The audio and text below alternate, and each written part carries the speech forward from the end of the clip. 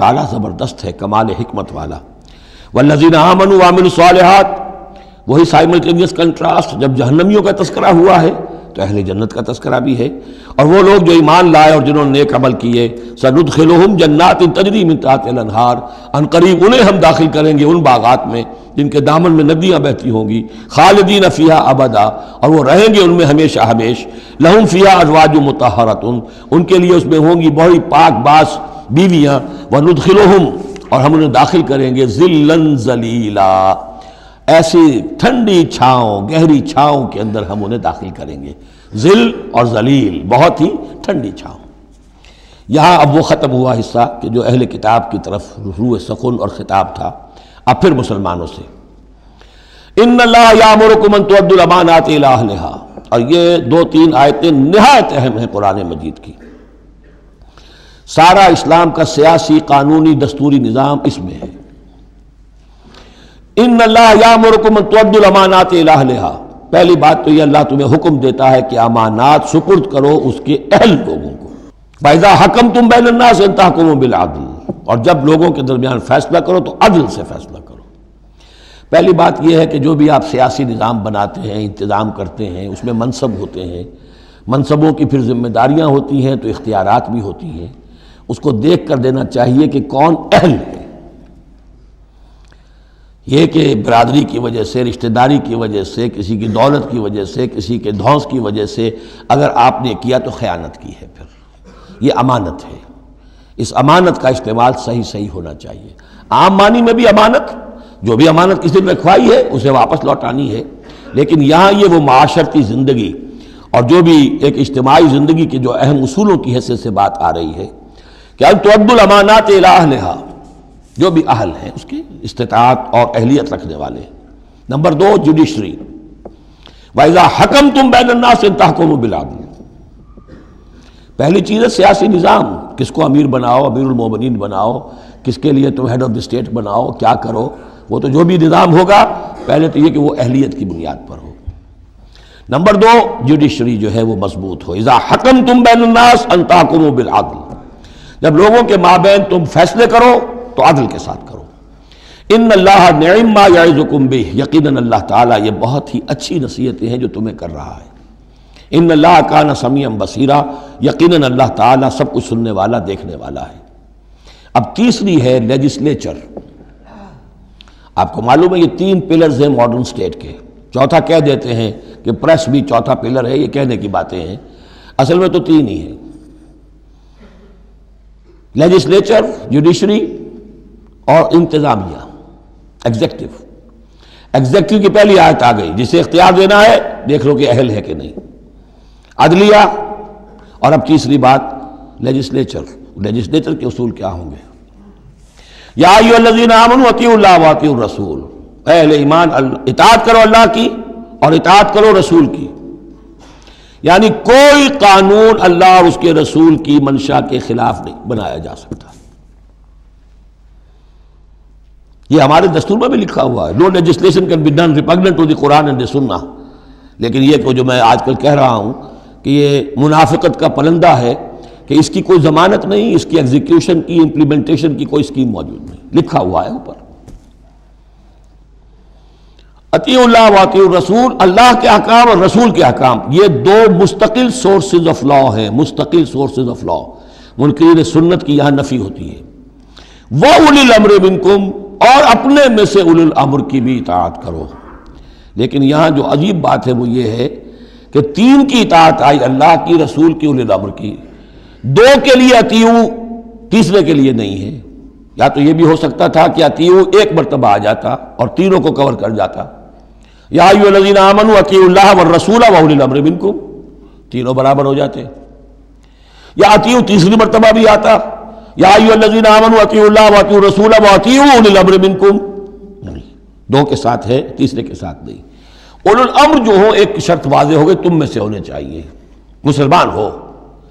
غیر مسلم کی حکومت کو ذہناً ریکنسائل کرنا اللہ سے بغاوت ہے، ریکنسائل کرنا۔ اولو الامر منکم، مسلمان تو ہونا کم سے کم۔ البتہ یہ کہ ان کی اطاعت مستقل نہیں، دائم نہیں، انکنڈیشنل نہیں، اللہ کی اطاعت مطلق، absolute, unconditional, without any limits. رسول کی اطاعت absolute, unconditional, without any limit. لیکن اولی الامر کی اطاعت ہوگی اللہ اور اس کے رسول کی اطاعت کے تابع. جو حکم لائے اسے بتانا ہوگا میں کتاب و سنت سے کیسے اس کا استنباط کر رہا ہوں. وہ اسے ثابت کرنا ہوگا کہ یہ کتاب و سنت کے خلاف نہیں ہے، کم سے کم یہ ثابت کرنا ہوگا. یہ ہے فرق. اسی پر لیجسلیشن ہو سکتی ہے جدید، جتنی بھی مشینری ہے لیجسلیٹو، وہ کانگریس ہو، وہ پارلیمنٹ ہو، مجلس ملی ہو، قانون سازی کرے. ہاں ریپنڈنٹ ٹو دی قرآن اینڈ سنہ نہیں ہو سکتی، بات ختم ہو. فَإِن تَنَازَعْتُمْ فِي شَيْءٍ، پھر اگر تمہارا کسی معاملے میں جھگڑا ہو جائے. اولو الامر کہتا ہے میں تو اسے اسلام کے تقاضا صحیح سمجھتا ہوں، آپ سمجھتے ہیں نہیں تم غلط کہہ رہے ہو، کہاں جائیں اب؟ فَرُدُّوهُ إِلَى اللَّهِ وَالرَّسُولِ، لوٹا دو اسے اللہ اور رسول کی طرف. یعنی اب یہ کہ جو بھی اپنی بات ثابت کرنا چاہتا ہے اسے اللہ اور اس کے رسول سے دلیل لانی پڑے گی. میری پسند، میرا خیال، میرا نظریہ نہیں، اللہ اور اس کے رسول کے بعد. اور اس میں یہ بات ماننی پڑے گی کہ ابھی یہاں ایک خلا ہے. وہ خلا یہ ہے کہ یہ فیصلہ کون کرے گا کہ اس کی رائے صحیح ہے یا اس کی رائے صحیح ہے. یہ ہے اصل میں آج کی ریاست میں آ کر وہ خلا پر ہو چکا ہے. یہ جوڈیشری کا کام ہے. لیکن جب کہ ابھی اسلامی ریاست قائم ہوئی ہے عرب میں حضور کے زمانے میں، ابھی یہ انسٹیٹیوشنز جو ہیں شروع میں پوری طریقے سے آئیڈینٹیفائڈ اور علیحدہ انسٹیٹیوشنز تھے ہی نہیں کہ یہ لیجسلیچر ہے، یہ جوڈیشری ہے، یہ ایگزیکٹو ہے. حضرت ابوبکر کے زمانے میں تو کوئی یعنی قاضی تھے ہی نہیں. حضرت عمر نے پہلے شعبہ قضا شروع کیا ہے. تو رفتہ انسٹیٹیوشن ڈیولپ ہوئے ہیں. لیکن اصول یہ ہے کہ دو کی اطاعت تو ہے قطعی اور لازمی، انکنڈیشنل، ایبسولوٹ. تیسری اطاعت اس کے تابع ہوگی. فیصلہ کون کرے گا؟ جدید دور میں اس کا جو انسٹیٹیوشن ہے وہ عدلیہ ہے. وہاں ہر شخص جائے، اپنی دلیل دے، علماء جائیں، عوامی جائیں، جو چاہیں جائیں، سب ہو جو جا کر دلائل دیں. لیکن وہاں سے فیصلہ ہو جائے گا کہ واقعتاً یہ ریپگننٹ ہے یا نہیں. فَإِن تَنَازَعْتُمْ فِي شَيْءٍ فَرُدُّوهُ إِلَى اللَّهِ وَالرَّسُولِ إِن كُنتُمْ تُؤْمِنُونَ بِاللَّهِ وَالْيَوْمِ الْآخِرِ. یہ طرز عمل تمہیں اختیار کرنا چاہیے اگر تم واقعتاً اللہ پر اور یوم آخر پر ایمان رکھتے ہو. ذَلِكَ خَيْرٌ وَأَحْسَنُ تَأْوِيلًا، یقیناً یہ بہت ہی بہتر بھی ہے اور نتائج کے اعتبار سے بھی بہت ہی مفید ہے. أَلَمْ تَرَ إِلَى الَّذِينَ يَزْعُمُونَ أَنَّهُمْ آمَنُوا بِمَا أُنزِلَ إِلَيْكَ وَمَا أُنزِلَ مِن قَبْلِكَ، کیا تم نے غور نہیں کیا ان لوگوں کی طرف جن کا گمان تو یہ ہے اور دعویٰ تو یہ ہے کہ وہ ایمان لے آئے ہیں اس پر بھی کہ جو اے نبی آپ پر نازل کیا گیا اور اس پر بھی کہ جو آپ سے پہلے نازل کیا گیا.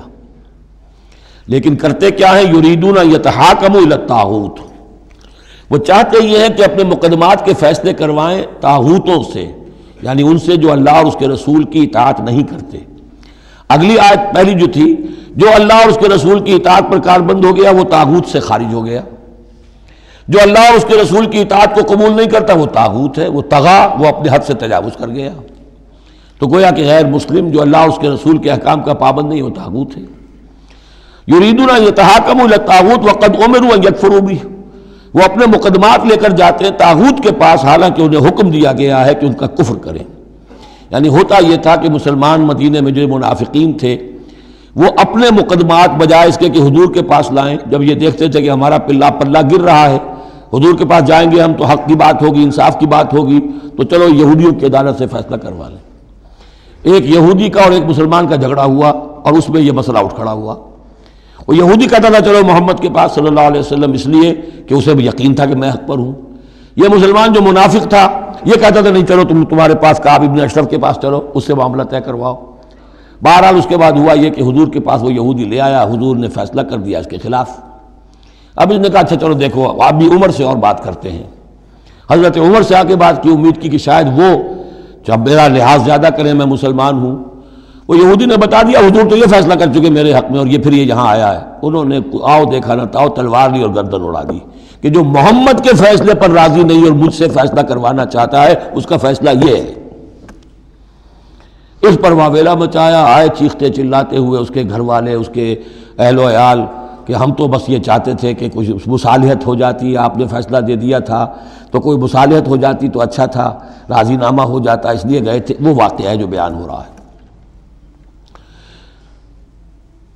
وَيُرِيدُ الشَّيْطَانُ أَن يُضِلَّهُمْ ضَلَالًا بَعِيدًا، شیطان چاہتا ہے کہ انہیں گمراہ کر دے، بہت دور کی گمراہی میں ڈال دے۔ وَإِذَا قِيلَ لَهُمْ تَعَالَوْا إِلَىٰ مَا أَنزَلَ اللَّهُ وَإِلَى الرَّسُولِ، اور جب ان سے کہا جاتا ہے کہ آؤ اس چیز کی طرف جو اللہ نے نازل فرمائی، اور آؤ رسول کے پاس چلو، مقدمہ طے کراؤ، رَأَيْتَ الْمُنَافِقِينَ يَصُدُّونَ عَنْكَ صُدُودًا، تو اے نبی آپ دیکھتے ہیں کہ یہ منافق رکتے ہیں آپ کے پاس آنے سے کنی کتراتے ہیں۔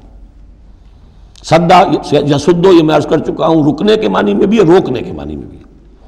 فَكَيْفَ إِذَا أَصَابَتْهُم مُّصِيبَةٌ بِمَا قَدَّمَتْ أَيْدِيهِمْ، تو پھر کیسے جبکہ ان کے اوپر کوئی مصیبت آ گئی اپنے کرتوت کی وجہ سے، اور جب چیختے چلایا ہے عمر نے یہ کر دیا، وہ تو مقدمہ قائم کرنا چاہتے تھے عمر کے خلاف، لیکن یہاں یہ ہے کہ فَكَيْفَ إِذَا أَصَابَتْهُم مُّصِيبَةٌ بِمَا قَدَّمَتْ أَيْدِيهِمْ، ان کے اپنے ہاتھوں کے کرتوتوں کی وجہ سے جو مصیبت آ گئی، ثُمَّ جَاءُوكَ، پھر وہ آپ کے پاس آئے، يَحْلِفُونَ بِاللَّهِ، اور اللہ کی قسمیں کھاتے ہوئے آئے، إِنْ أَرَدْنَا إِلَّا إِحْسَانًا وَتَوْفِيقًا، ہم تو احسان بھلائی چاہتے تھے، موافقت چاہتے تھے، راضی نامہ چاہتے تھے، اس لیے عمر کے پاس گئے تھے۔ اولئک الذین یعلم اللہ ما فی قلوبہم، یہ وہ لوگ ہیں کہ جو کچھ ان کے دلوں میں اللہ اسے جانتا ہے۔ فاعرض عنہم، تو اے نبی ان سے آپ رخ پھیر لیجئے، وعظہم، اور ان کو ذرا نصیحت کیجئے، ڈانٹیے ڈپٹیے، وقل لہم فی انفسہم قولا بلیغا، اور ایسی بات کہیے ان سے جو ان کے دلوں میں اتر جائے۔ اس آیتوں کے اترنے کے بعد حضرت عمر رضی اللہ تعالیٰ عنہ کو حضور نے پھر بری قرار دیا کہ اللہ کی طرف سے ان کی برات آ گئی ہے، توثیق آ گئی ہے، اور کہتے یہ ہیں کہ اسی دن سے ان کا لقب فاروق بنا ہے، پھر حق و باطل میں فرق کر دینے والا۔ وَمَا أَرْسَلْنَا مِن رَّسُولٍ إِلَّا لِيُطَاعَ بِإِذْنِ اللَّهِ، اب ایک بات نوٹ کر لیجئے، منافقت جو یہاں پر زیر بحث آئے گی سورہ مبارکہ میں، وہ 3 عنوانات کے تحت ہے۔ منافقوں پہ نماز بھاری نہیں تھی، روزہ بھاری نہیں تھا، 3 چیزیں بھاری تھیں۔ ایک رسول کی اطاعت، اور یہ بڑی نفسیاتی بات ہے، رسول انسان ہے، ہم جو رسول کی اطاعت کرتے ہیں تو رسول ہمارے لیے ایک انسٹیٹیوشن کی حیثیت رکھتے ہیں صلی اللہ علیہ وسلم۔ 2 ہاتھ 2 پاؤں 2 آنکھوں والا رسول ہمارے پاس موجود نہیں ہے، ان کے سامنے انسان موجود تھا، اس کے بھی 2 ہاتھ ہیں، اس کے بھی 2 پاؤں ہیں، اس کی 2 آنکھیں ہیں۔ انسان کی اطاعت کرے یہ بہت مشکل ہے، جیسا کہ جماعتوں میں ہوتا ہے۔ امیر کی اطاعت سے زیادہ بھاری کام کون سا ہے؟ بڑا مشکل کام، اپنی رائے کو پیچھے ڈالیں تو امیر کی رائے پر چلیں۔ ایک تو ان کے جس کے دل میں یقین تھا کہ یہ محمد صلی اللہ علیہ وسلم، یہ محمد ابن عبداللہ تو ہیں جنہیں ہم دیکھ رہے ہیں، لیکن حقیقتاً میں جو ایمان لایا ہوں وہ محمد الرسول اللہ پر لایا ہوں کہ اللہ کے رسول ہیں، تب تو بات ہو جائے۔ لیکن جن کے دلوں میں یہ یقین نہیں تھا یا کمزور تھا، ان کے لیے حضور کی شخصی اطاعت بڑی بھاری تھی، بڑی کٹھن تھی۔ یہ بعض مواقع پر وہ کہتے تھے کہ یہ جو کچھ کہہ رہے ہیں اپنے پاس سے کہہ رہے ہیں، کیوں نہیں سورت نازل ہو جاتی، کیوں نہیں آیت نازل ہو جاتی؟ اور سورہ محمد اسی انداز میں نازل ہوئی ہے کہ پھر اللہ نے کہا اچھا لو پھر یہ آیت ہم نازل کر دیتے ہیں قتال کی۔ وہ یہ کہتے تھے یہ محمد نے خود اپنی طرف سے اقدام کر دیا ہے۔ دوسری چیز جو کٹھن تھی وہ تو کٹھن ہے قتال، اللہ کی راہ میں جنگ کے لیے نکلنا، خطرہ ہے، مرحلہ سخت ہے اور جان عزیز۔ اور تیسری چیز ہجرت۔ اب ہجرت میں منافقین مدینہ نہیں، منافق جو اور تھے گردا گرد کے اور مکے میں جو تھے ان کا ذکر آئے گا اب آگے۔ گھر بار چھوڑ کر، خاندان والوں کو چھوڑ کر نکل جانا آسان کام نہیں۔ اب سب سے پہلے اطاعت رسول، اس کی کیا اہمیت ہے۔ وَمَا أَرْسَلْنَا مِن رَّسُولٍ إِلَّا لِيُطَاعَ بِإِذْنِ اللَّهِ، تو ہم نے نہیں بھیجا کسی رسول کو مگر اس لیے کہ اس کی اطاعت کی جائے اللہ کے حکم سے۔ وَلَوْ أَنَّهُمْ إِذ ظَّلَمُوا أَنفُسَهُمْ، اور اگر انہوں نے جب اپنے اوپر ظلم کیا تھا، انفسہم جاؤ کا، اگر وہ آتے اے نبی آپ کے پاس، فاستغفروا اللہ، اور اللہ سے بھی استغفار کرتے، واستغفر لہم الرسول، اور رسول بھی ان کے لیے استغفار کرتے اللہ سے، فوجدوا اللہ توابا رحیما، تو وہ پاتے کہ اللہ تعالیٰ تو توبہ کا قبول فرمانے والا اور رحیم ہے۔ فلا وربک لا یؤمنون، تو نہیں، تیرے رب کی قسم، یہ ہرگز مومن نہیں ہو سکتے، حتیٰ یحکموک فیما شجر بینہم، جب تک کہ یہ آپ کو حکم نہ مانے ان تمام معاملات میں جو ان کے مابین پیدا ہو جائیں۔ کوئی چوائس نہیں ہے، جو بھی جھگڑا ہے، جو اختلاف ہے، جو بھی مسئلہ ہے، اس میں آپ کو حکم اگر نہیں مانتے تو تیرے رب کی قسم یہ مومن نہیں ہے۔ یہ انداز دیکھیے، اس کا جلال دیکھیے۔ فلا وربک لا یؤمنون حتی یحکموک فیما شجر بینہم ثم لا یجدوا فی انفسہم حرجا مما قضیت، اور پھر یہ کہ جو فیصلہ آپ کر دیں اس پر اپنے دل میں تنگی محسوس نہ کریں.